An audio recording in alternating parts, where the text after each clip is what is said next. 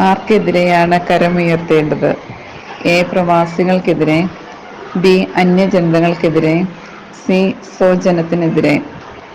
ഉത്തരം അന്യജനതകൾക്കെതിരെ. ദൈവത്തിന്റെ ശക്തി അവർ ദർശിക്കട്ടെ. ആര്?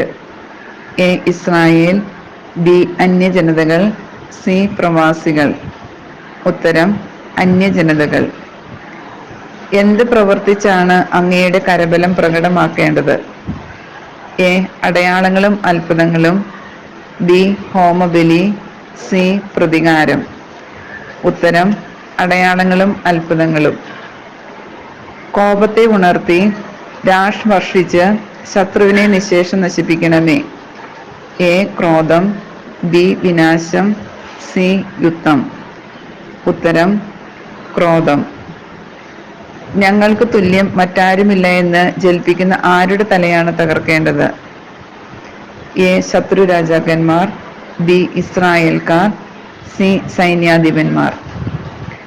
ഉത്തരം ശത്രു രാജാക്കന്മാർ. ആരുടെ ഗോത്രങ്ങളെയാണ് ഒരുമിച്ച് കൂട്ടി അവരുടെ അവകാശം മുൻപിലത്തെ പോലെ നൽകേണ്ടത്? എ. യാക്കോബിന്റെ, ബി. ഈജിപ്തിന്റെ, സി. അബ്രാഹത്തിന്റെ.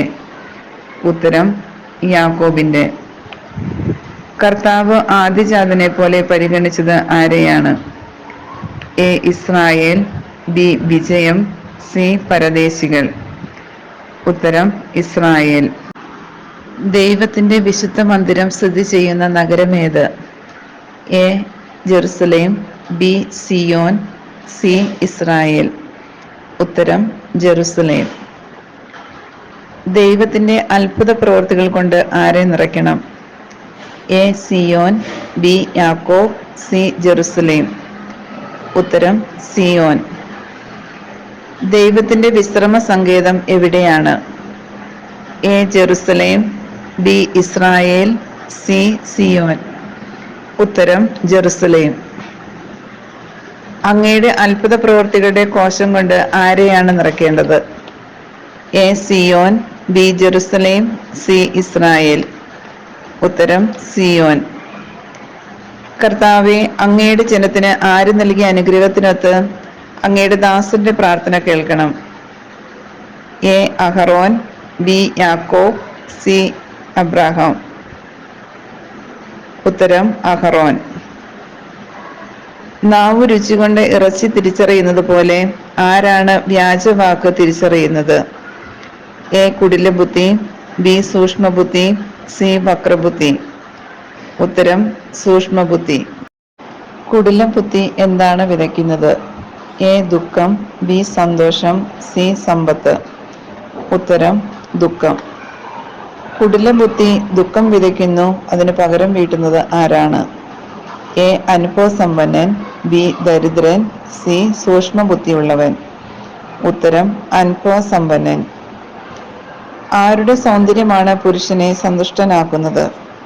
എ. പ്രകൃതി, ബി. സ്ത്രീ, C. Sampath.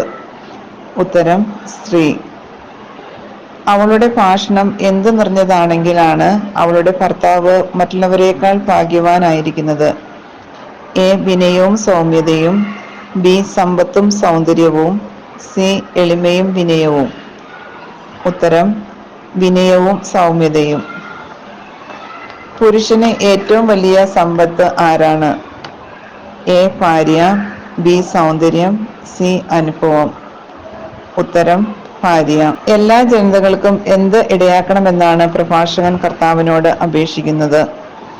A. Sampath, B. കർത്താവിനെ ഭയപ്പെടാൻ, സി. സൗന്ദര്യം. ഉത്തരം കർത്താവിനെ ഭയപ്പെടാൻ.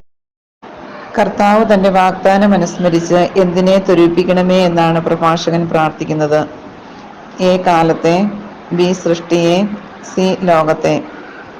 ഉത്തരം കാലത്തെ. കർത്താവ് ആദ്യജാതനായി പരിഗണിച്ച ഇസ്രായേലിന് പ്രഭാഷകൻ നൽകുന്ന മറ്റൊരു വിശേഷണം എന്താണ്? എ. Israel, B. കർത്താവിന്റെ നാമത്തിൽ വിളിക്കപ്പെട്ട ജനം, സി. വിശുദ്ധ ജനം. ഉത്തരം: കർത്താവിന്റെ നാമത്തിൽ വിളിക്കപ്പെട്ട ജനം. ഉദരം സ്വീകരിക്കുന്നതായി 36-ാം അധ്യായത്തിൽ പ്രഭാഷകൻ എഴുതുന്നത് എന്താണ്? എ. ഏത് ഭക്ഷണവും, ബി. വിശപ്പ്, സി. ദാഹം. ഉത്തരം: ഏത് ഭക്ഷണവും. വേലിയില്ലാത്ത വസ്തുവിന് സംഭവിക്കുമെന്ന് പ്രഭാഷകൻ ഓർമ്മിപ്പിക്കുന്നത് എന്താണ്? എ. തകർക്കപ്പെടും, ബി. കൊള്ള ചെയ്യപ്പെടും, സി. നിരപ്പാക്കും. ഉത്തരം: കൊള്ള ചെയ്യപ്പെടും. ഇസ്രായേലിന്റെ രക്ഷയ്ക്ക് വേണ്ടിയുള്ള പ്രാർത്ഥനയിൽ പ്രഭാഷകൻ കർത്താവേ എന്ന് എത്ര തവണ സംബോധന ചെയ്യുന്നുണ്ട്? എ. 10 തവണ, ബി. 7 തവണ, സി. 4 തവണ. ഉത്തരം: 4 തവണ.